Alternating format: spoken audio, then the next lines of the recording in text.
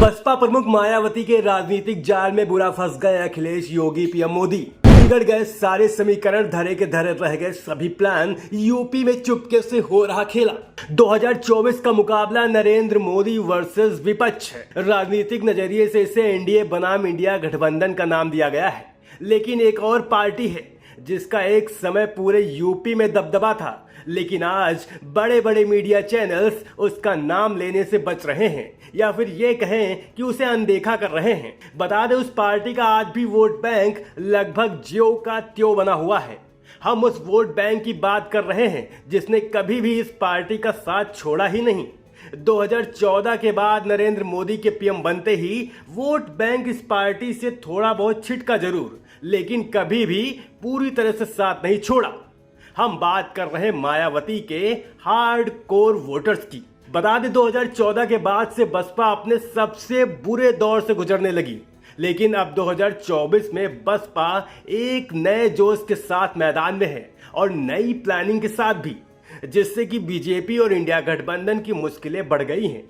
अखिलेश यादव जहां PDA formula लेकर मैदान में है, वहीं बीजेपी तमाम बड़े मुद्दों और विकास कार्यों के साथ मैदान में है। बता दें, यूपी की लड़ाई बेहद दिलचस्प बनी हुई है। इस बार बहुजन समाज पार्टी चुनाव में अकेले ताल ठोक रही है।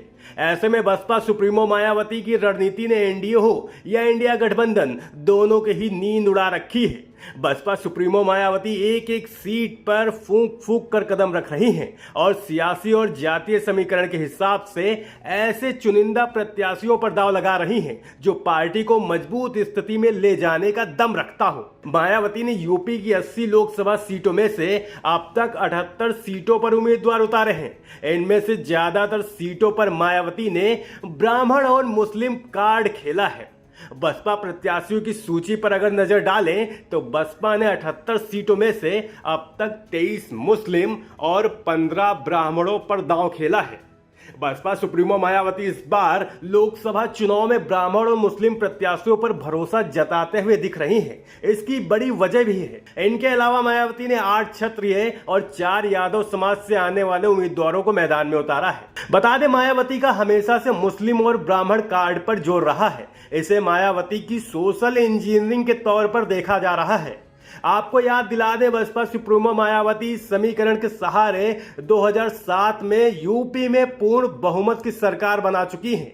अब वो फिर एक बार यूपी में खेला करने के लिए तैयार है और इसी जाल से इंडिया गठबंधन और बीजेपी परेशान हैरान है कि मायावती किसका नुकसान करेंगी। वैसे आपको क्या लगता है, बसपा किसका खेल बिगाड़ेगी? सिर्फ खेल ही बिगाड़ेगी या फिर इतिहास रचेगी? हमें कमेंट करके बताएं। और अगर जानकारी अच्छी लगी हो तो वीडियो को लाइक, शेयर और चैनल को सब्सक्राइब करना ना भूलें।